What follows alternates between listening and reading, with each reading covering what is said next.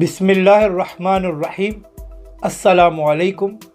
پاکستان کے بعد آزاد کشمیر میں بھی نون لیگ اور مریم نواز صاحبہ کی رسوائی بڑے زور و شور سے جاری ہے اور تحریک لبیک کو اللہ نے ایک بار پھر سرخرو کیا ہے۔ اسی کے متعلق آج کی ویڈیو میں ہم بات کریں گے۔ اس وقت آزاد کشمیر میں الیکشن کی گہما گہمی ہے اور تحریک لبیک کی کمپین بڑے زور و شور سے چل رہی ہے۔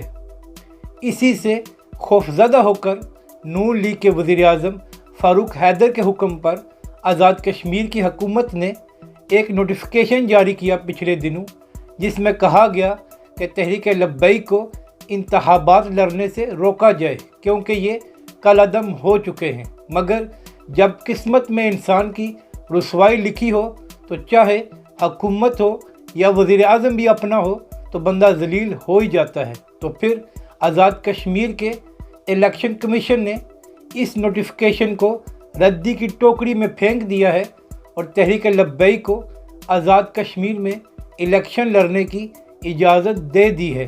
اب اگر مریم نواز صاحبہ کو تھوڑی سی شرم ہو تو اپنے لوگوں کو سمجھائیں کہ ایسے گھٹیا کام نہ کریں، بلکہ سیاسی میدان میں تحریک لبیک کا مقابلہ کریں۔